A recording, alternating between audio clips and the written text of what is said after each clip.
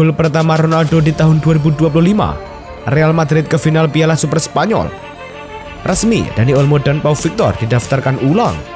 Amad Diallo resmi perpanjang kontrak di MU.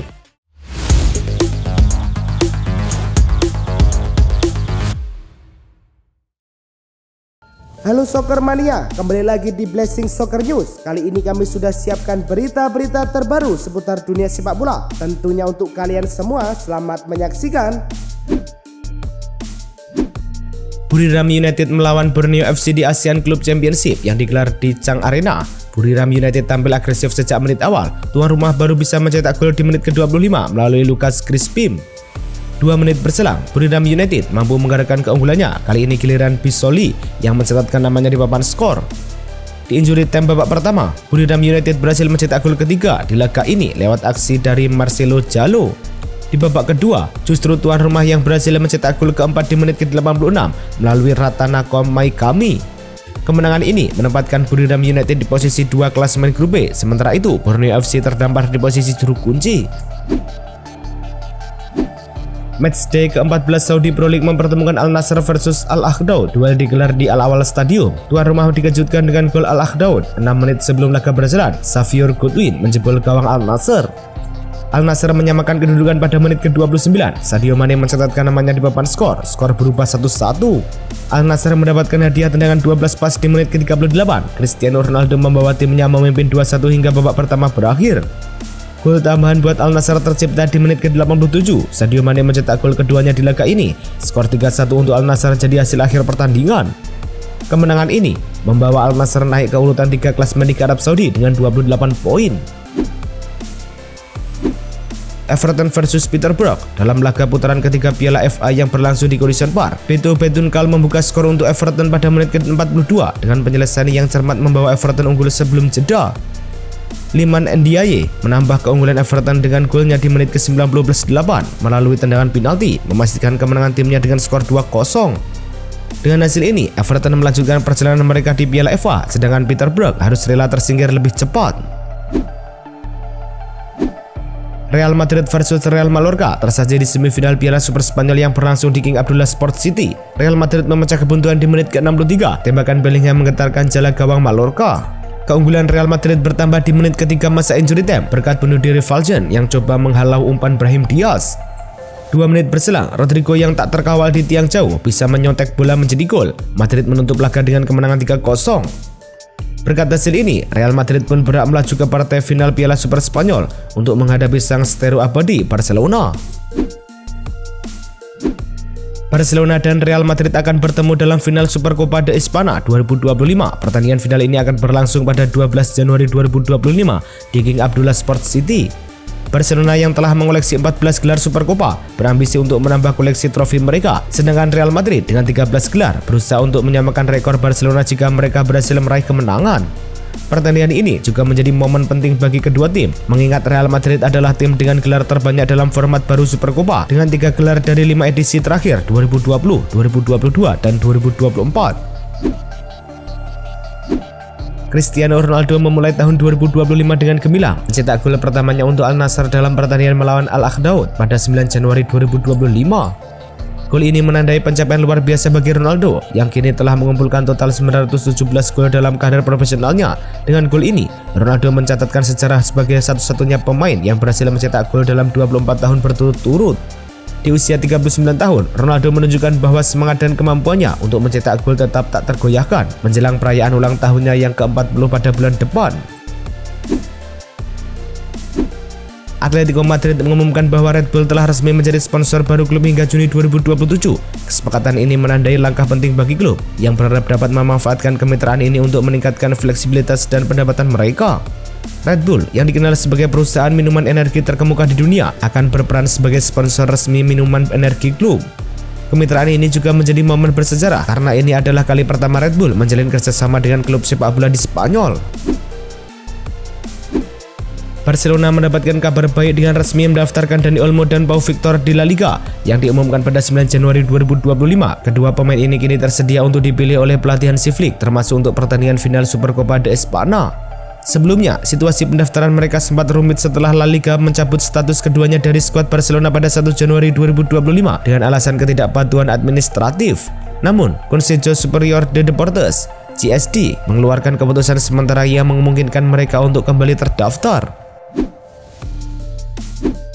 Olympique Marseille resmi mengumumkan penunjukan Mehdi Benatia sebagai direktur sepak bola klub. Sebelumnya, Benatia telah berperan sebagai penasihat olahraga sejak November 2023 dan kini mengambil langkah lebih besar dalam manajemen klub. Dalam pernyataannya, klub menyatakan bahwa Benatia akan memimpin seluruh kebijakan olahraga klub, mulai dari akademi hingga tim utama. Dengan latar belakang yang kuat dalam sepak bola, Benatia diharapkan dapat membawa visi dan profesionalisme yang diperlukan untuk mengembangkan talenta muda dan memperkuat skuad Marseille.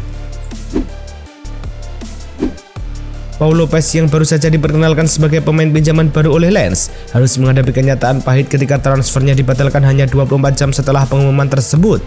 Lens mengumumkan bahwa mereka tidak akan melanjutkan kesepakatan pinjaman dari Marseille karena Girona, klub yang saat ini memimpin Lopez, menginginkan agar pemain tersebut tetap bersama mereka hingga 29 Januari. Meskipun semua pihak telah mencapai kesepakatan awal, kondisi yang diajukan Girona dianggap tidak dapat diterima oleh Lens, yang akhirnya memutuskan untuk membatalkan transfer tersebut. Napoli telah mencapai kesepakatan dengan Bournemouth untuk merekrut Philippe Billing dengan status pinjaman di awal, disertai opsi untuk membeli pemain tersebut seharga 9 juta euro hingga 10 juta euro.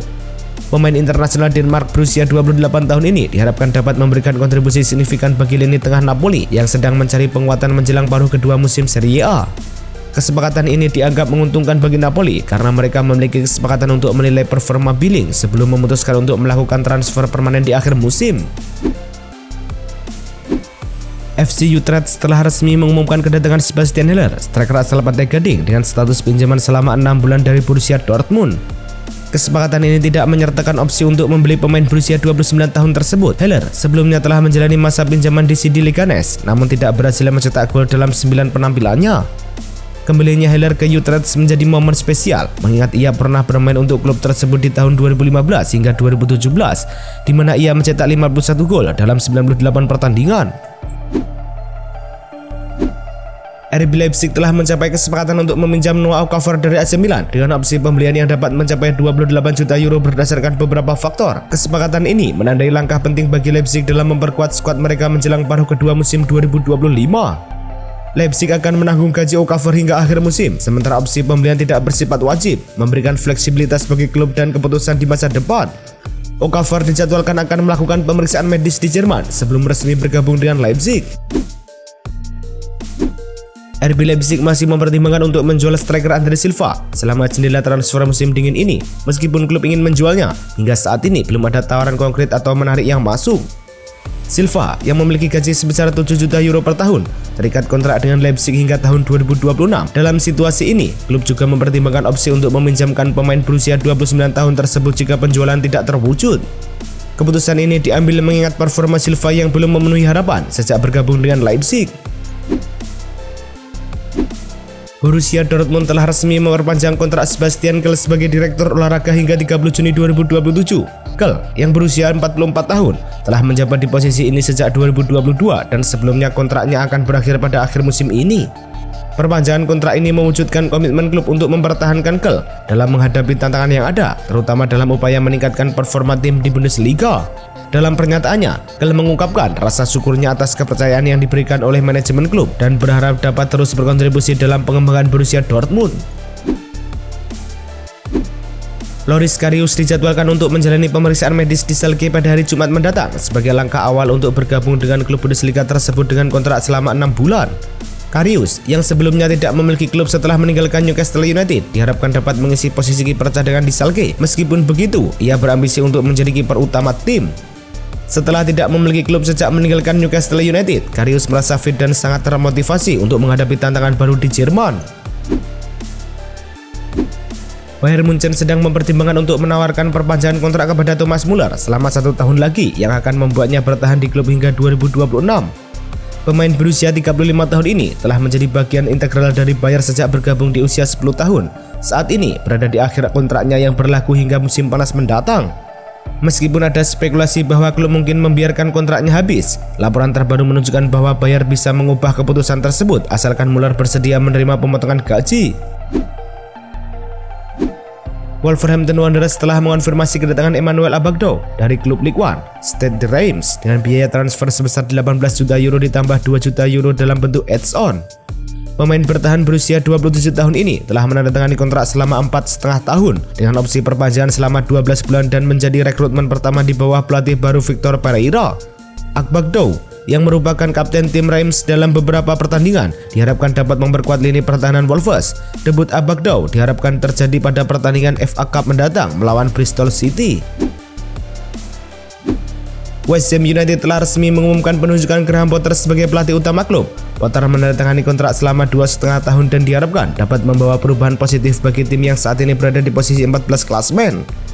Dalam pernyataannya, Potter mengungkapkan kegembiraannya untuk bergabung dengan West Ham dan menyatakan bahwa ia merasa ini adalah kesempatan yang tepat untuk kembali ke manajemen setelah lebih dari 18 bulan absen. Pertandingan pertamanya sebagai pelatih West Ham akan berlangsung di FA Cup melawan Aston Villa. Amad Diallo telah resmi menandatangani kontrak baru dengan Manchester United yang akan mengikatnya hingga Juni 2030. Keputusan ini diumumkan oleh klub pada 9 Januari 2025, menandai komitmen Diallo untuk terus berkontribusi di Old Trafford. Meskipun musim ini penuh dinamika bagi MU, winger muda berbakat asal Pantai Gading ini menunjukkan performa yang mengesankan dengan mencetak 6 gol dan memberikan 7 assist di semua kompetisi. Diallo menyatakan kebanggaannya atas kontrak baru ini dan bertekad untuk mencapai kesuksesan lebih besar bersama klub yang telah memberinya banyak momen berharga. Manchester City telah mengajukan tawaran resmi untuk Abdulkadir Kusanov, bek tengah berbakat berusia 20 tahun dengan nilai mencapai 50 juta euro termasuk tambahan. Kusanov saat ini sedang menunggu kesepakatan antara Manchester City dan RC Lens untuk menjalani pemeriksaan medis sebelum resmi bergabung dengan klub. Pemain asal Uzbekistan ini telah menarik perhatian banyak klub Eropa berkat penampilan yang mengesankan di Ligue 1, di mana ia telah menjadi bagian penting dari lini pertahanan Lens. Tawaran ini menunjukkan komitmen City untuk memperkuat skuad mereka di tengah musim yang penuh tantangan.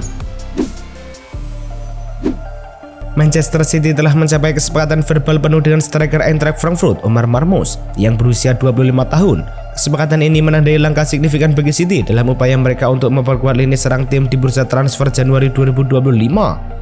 Marmoush yang saat ini menjadi target utama City menunjukkan keinginan kuat untuk bergabung dengan klub yang dilatih oleh Pep Guardiola. Sumber-sumber menyebutkan bahwa City bersedia memenuhi permintaan Eintracht Frankfurt yang diperkirakan akan meminta sekitar 80 juta euro untuk transfer ini.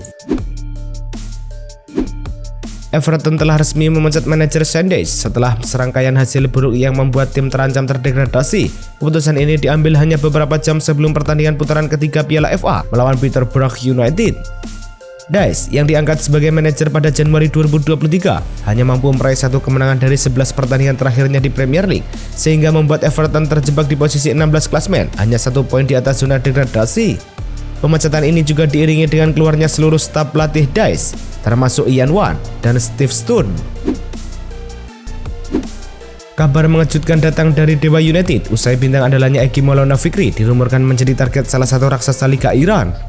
Dilaporkan oleh media Iran, taraf dari Egi Maulana Fikri tengah dikaitkan dengan Istiqlal pada bursa transfer paruh kedua Liga 1 2024-2025 ini.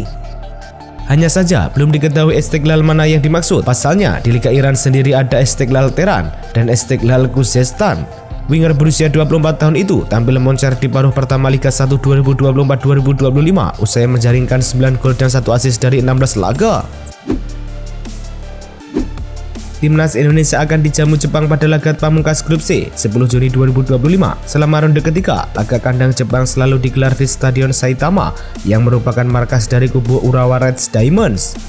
Namun GFI selaku Federasi Sepak Bola Jepang memilih lokasi lain untuk laga melawan Indonesia, Panasonic Stadium Suita, yang merupakan markas dari Gamba Osaka yang akan menjadi lokasi pertandingannya. Dalam pengumuman GFI di laman resmi maupun sosial media belum diumumkan jam pertandingan tersebut. Itulah tadi kumpulan berita-berita terbaru dari kami. Simak terus berita-berita terbaru lainnya dan jangan lupa like, komen, dan juga subscribe.